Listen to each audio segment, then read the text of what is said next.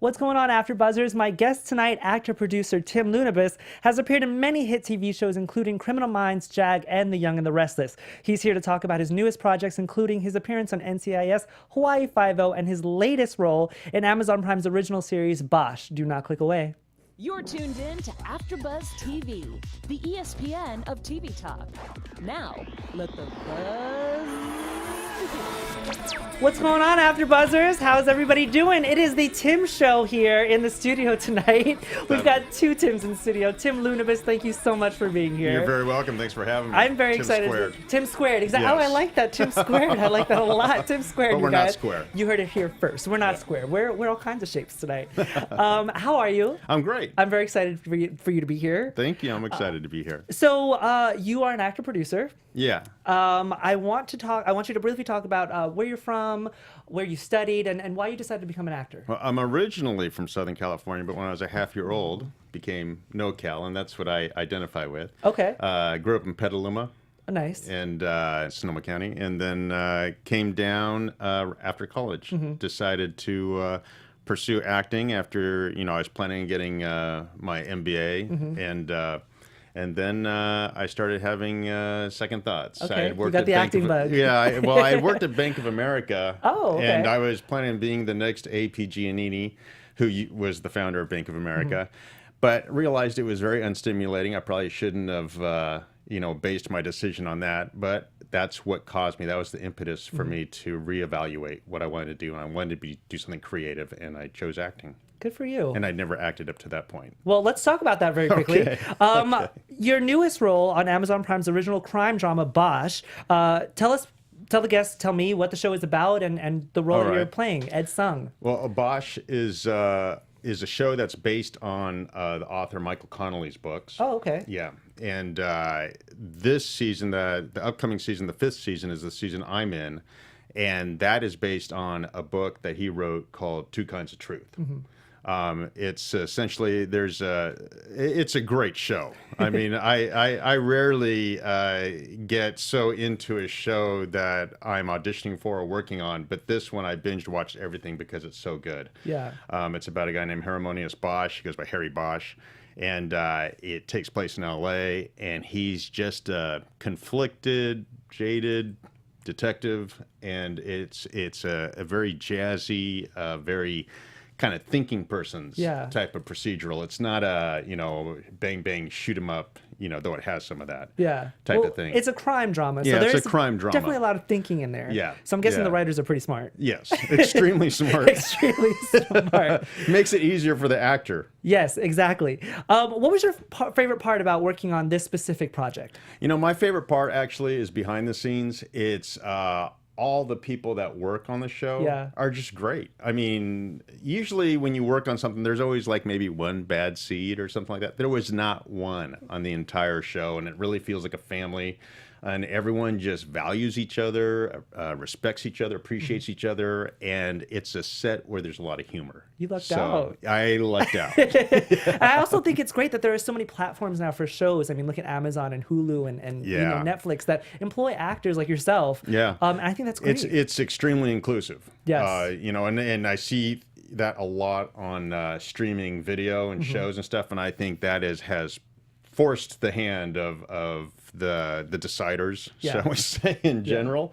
And it's great because now if you see something that you're not really into, and I find myself now, if I don't see inclusion in shows, I tend not to be interested, unless it's the specific reason. It's some type of period piece where it makes sense. Other than that, I'll just turn on to something else. I like that. Good for you. I think that's. I don't think I'm the only one who thinks like that. I completely agree with you. Even if it's subconscious. Yeah. I want to talk about your character, Ed Sung, very quickly. Sure. What is his role and what does he contribute to the show? Ed Sung is he's a retired patrol cop. I should say I'm a retired patrol cop. You play a lot of cops. Yeah, I do play a lot of cops. You play a lot of cops. It's a running theme throughout my entire career. Good for you. Oh, thank you. I'll go with it. But he is part of a new department which is called the CIU, Conviction Integrity Unit. And my partner's played by Bianca Kalek, who's up till now, I think the past decade has been doing predominantly sitcom. And it's now her career path is shifting with this. but we got along great. And essentially, we're investigating a previous conviction that's by Bosch that has a red flag now to it. So we're looking at Bosch. Without giving out too much. Throughout the season, without giving out too teasers, much. guys, teasers, go check it out. I want to move into one of your latest roles. Sure. You appeared on NCIS. Yep. What was that like? That was great. You know, it was special for me because, you know, if you look back in my career, one of my best recurring guest stars up till now was on JAG. And that's the same set. At least the last two that I worked on is the same set. I didn't know a that. lot of the same producer, crew, people, wow. you know, so it was like a homecoming for Yeah. me. And I just had so much fun. And I should say, you know, when I got the part, my manager lets me know, and I go, okay, cool. And he goes, that's it? And I go, well, yeah, that's cool. And, you know, it's like I see a whole progression of where I need to get to. And then he hangs up, and then I get a call, 661 number. I live in Castaic in Santa Clarita. And I'm like seeing that, and next thing I know, it's wardrobe. And I'm like, wait a minute, do you guys shoot out here? And she goes, yeah, we're in the Valencia studios. And that got me dancing. Yeah, I was so excited because that you I don't could have just to drive. roll out of bed, and yeah, there I am. Exactly. Anybody who's watching is not from LA, you don't understand. But people who do know LA, you understand. But everyone quickly pointed out that I still had to audition and go to produce, so you know I had to still drive for that. But it was still right around the corner for Yeah, you to go to the it studio. was So great. that's It really was great. great. I kind of want to talk about, because you've been in this business for a while now. You've been in the business since the 90s. And as I understand it, you left Hollywood for a brief time. Why was that? 7 years. Yeah. That's like a lifetime. I'll in say brief. Hollywood. I'll say brief, Tim. The reason, quite frankly, is I reached this sort of tweener stage age-wise. And so where I had worked a lot, fairly extensively, you know, I sort of had that glass ceiling being an Asian American male actor, but I worked extensively within that, those parameters.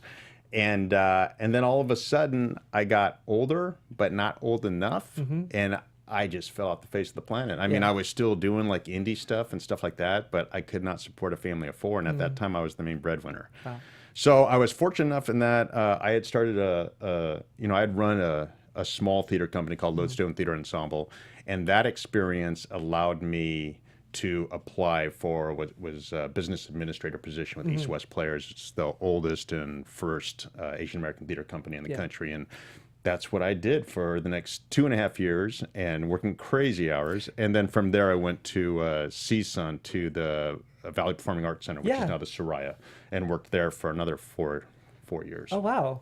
That's really cool. I love Season. I live right down the block cool. from Season, so I'm all That's about a great, Season. and that's a $125 million facility. Yes. So it was a wonderful place to work at. It's great. You talked earlier about inclusion in Hollywood and how if a show doesn't have inclusion, you probably aren't that inclined to watch it.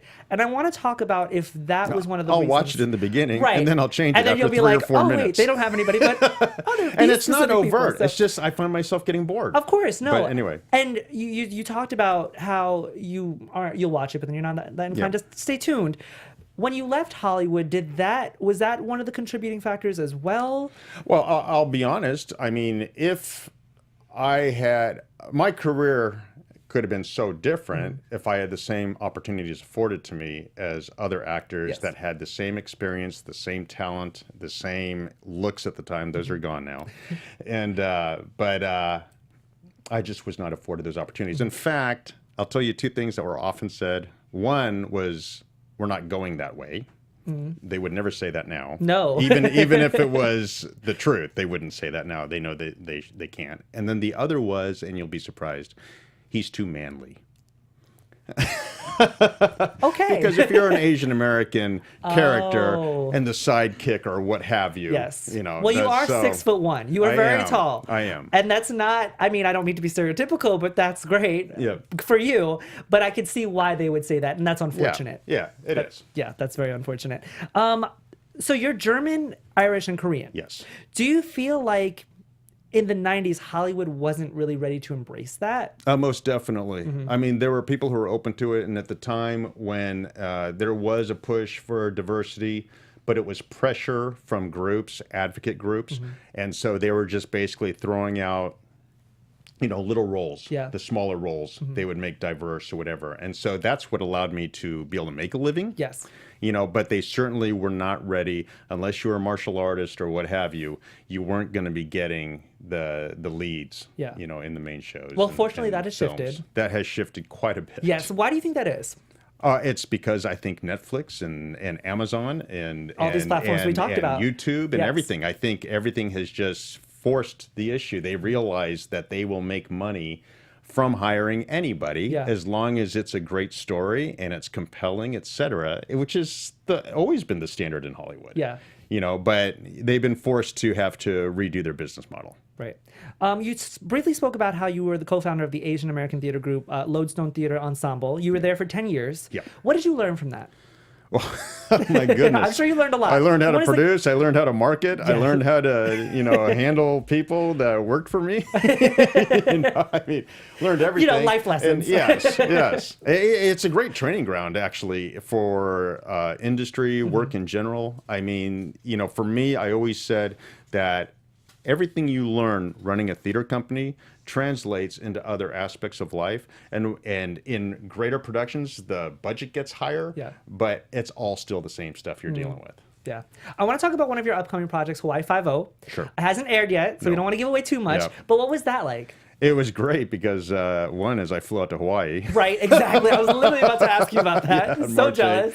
And when I went out there, I made the point of not going out as a tourist because I had friends I hadn't seen. One I hadn't seen over 25 years. One I hadn't seen in 15 years. So look at you. I was able to hang out with all That's of them. so cool. Yeah. Awesome. And then I had a great time working. If there's two people that I wanted to work with the most on the show, it's Ian Anthony Dale and Chai McBride. Nice. And they were the guys that I was working with in my stuff. That's so cool.